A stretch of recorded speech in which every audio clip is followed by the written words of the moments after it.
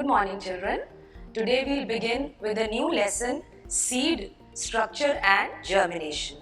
But before I explain anything about seed, I would like to recapitulate what we have already studied in the lesson pollination and fertilization.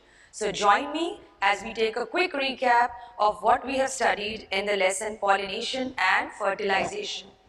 Here you can see this is a carpel having stigma, style and ovary. Inside the ovary is the ovule. Now we have already discussed that ovule has 8 kinds of cells.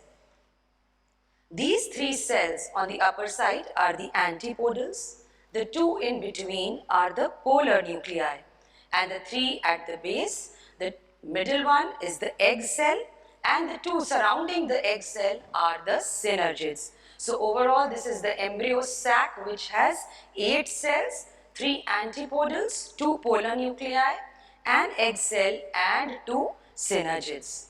Now let's see what happens here. This pollen grain has landed on the stigma and now it has started germinating. You can see this pollen tube. Now we had studied that the tip of this pollen tube releases enzymes which dissolve the solid tissue of the style and it paves its way, comes all the way down, carrying the 2 male gametes in it, and now it gains entry into the embryo sac. It is in this embryo sac that a very important process is going to take place, and that is double fertilization. Let's see how. First, these 2 polar nuclei are going to fuse with each other and form a secondary nucleus.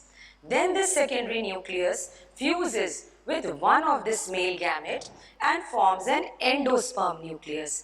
And this endosperm nucleus only gives rise to an endosperm, which is a part of the seed. We'll discuss about it again. Secondly, this egg cell is the male-female gamete which is going to fuse with the other male gamete as shown here and forms the zygote. And this zygote only gives rise to the embryo or the baby plant which is going to grow into a new plant. So how many places fertilization occurred? 2. And that is why fertilization in flowering plants is called double fertilization.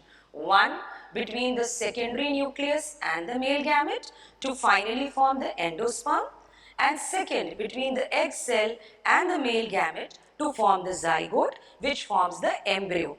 Now you have to remember these terms embryo and endosperm because when we start talking about seed, you will have to go back here and understand how was embryo formed, how was endosperm formed.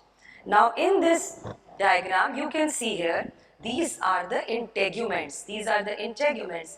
These integuments only change into the seed coat. Seed coat has 2 layers, as I would be explaining again to you, but I mentioned on the board the testa and the tegumen.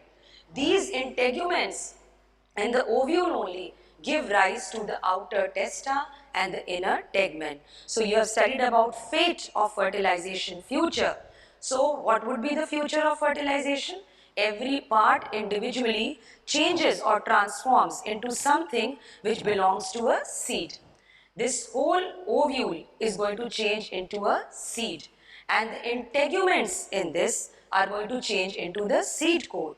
The egg cell is finally going to form the embryo, and as you can see here, the secondary nucleus would be forming the endosperm. So when you study parts of the seed, you should know their origin as well, that from where they are formed. So now I hope that fertilization is clear to you, and we'll talk about the types of seeds. Now whenever anybody inquires about how many types of seeds or flowers, whatever are there, the first thing which you should ask is on what basis should I classify? Classification always has basis. Like if I ask you to classify the students of your class, how would you classify? By gender, by height, by intelligence? So classification needs to have a basis. So when I ask you how many types of seeds are there, you need to ask me on what basis. So first basis is on the basis of number of cotyledons. On the basis of number of cotyledons, seeds may be monocotyledonous or dicotyledonous. Mono, as the name says, it means one or single, and di means 2. So a seed may either have one cotyledon or it may have two cotyledons, and accordingly it would be mono or dicotyledonous. The second basis can be on the basis of the presence of endosperm, whether it's present or is it absent. Now just now we studied that when double fertilization occurs, endosperm is always formed. Sometimes it persists and sometimes it just disintegrates. So the seeds which store their food in the endosperm are called albuminous or endospermic, and the seeds which do not store their food in the endosperm, it does not persist, they are called non-endospermic or exalbuminous. A seed has two options to store its food. It can either store it in the cotyledon or it can store it in the endosperm. If it is storing it in the cotyledon, then it would be an exalbuminous seed. And if it is storing the food in the endosperm, then it is an albuminous seed. Likewise, you are asked in the exams examples of monocot seed which is albuminous.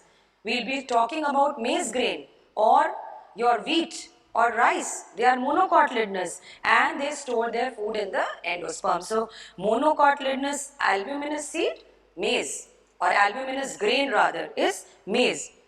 Dicotyledonous exalbuminous seed, we will be talking shortly about bean seed. It has two cotyledons, so it is dicotyledonous, and it does not store its food in the endosperm, so it is dicotyledonous exalbuminous. More examples are there in your book. You go through it and understand. Now we will begin with the bean seed, the structure of bean seed. All of you have seen bean seed or rajma seed. Now bean seed or rajma seed, this is the internal appearance when you open it. But otherwise you all have seen a bean seed, and what is the shape? It is kidney shaped. Now the inner side is called the concave side and the outer side is called the convex side. Doesn't it remind you of an open stomata? This is what it looks like. So you have an inner concave side and outer convex side, and on the inner concave side in a bean seed you will find a whitish mark. All of you must have noticed that. That is called hilum. Now hilum indicates where the seed was attached, or where the ovule was attached to the ovary through the placenta. Just like when you were in your mother's body, you were attached to her, the placenta, attached to her uterus through the placenta, and a mark is left on your body as the navel. Same way, seeds were also inside a fruit, because ovule changed into seed and ovary changed into fruit, and this ovule was attached to the ovary, and so was the seed attached to the fruit. And when it was detached, what happened? A mark was left on its body, and that mark is called hilum. Hilum has no function as such, but it's just a mark that, or it just represents the point of attachment of the seed to the fruit. Just near or above the hilum, there is a tiny opening in this area, which is more visible if you take an intact rajma or bean seed.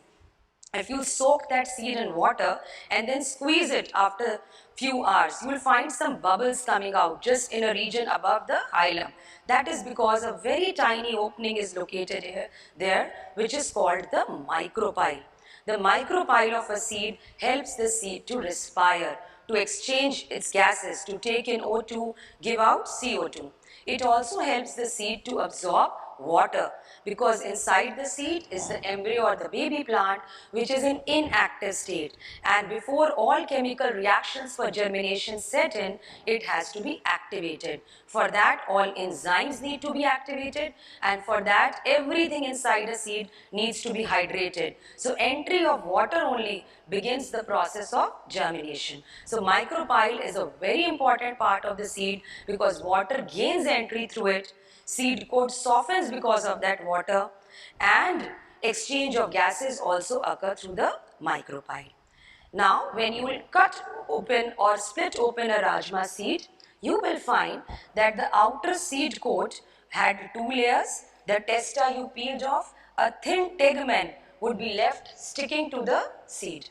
After removing both or peeling off both these layers, you will find cream colored fleshy cotyledons inside. It easily splits on its own. Same thing you will notice in pea, Same thing you'll notice in gram. It easily splits into two.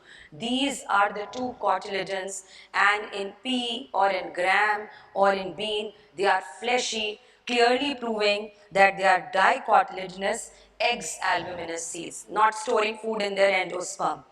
They are storing food in the cotyledon. So what is the role of cotyledon? To store food for the growing baby plant or for the embryo. Next we see inside this whole area is called the embryonic axis. Embryonic axis at its tip is leafy. And what is it called? The plumule. This plumule, as it appears to be here, is going to give rise to the shoot system. When the seed germinates, this will form the shoot system. And the lower tip, the lower end, the tip of this is called the radicle. And the radicle will give rise to the root system. At this point, this embryonic axis is attached to the cotyledons. The region between this point of attachment and the plumule is called epicotyle. And the region between point of attachment and the radicle here is called hypocotyl. So you have some new terms to learn. You're already aware of what plumule and radicle and cotyledons are. But the two new terms introduced now are epicotyl and hypocotyl. So what is epicotyl? Region of the embryonic axis between the plumule and the point of attachment of cotyledons, and hypocotyl is the region of the embryonic axis between the point of attachment of cotyledons and the radicle. So overall, this is what a seed looks like. Every seed has two main parts, the seed coat and the embryo. Seed coat has two layers, testa and tegmen, and both these layers are protective in nature. They protect the seed from entry of germs, from any mechanical injury. They protect it. Testa, of course, is more thick and is more protective in nature. Then it has an embryo or the baby plant inside it, which has one or two cotyledons, which may be fleshy or which may be papery. If they are fleshy, cotyledons are storing the food. Then it has an embryonic axis, which has a plumule and a radicle.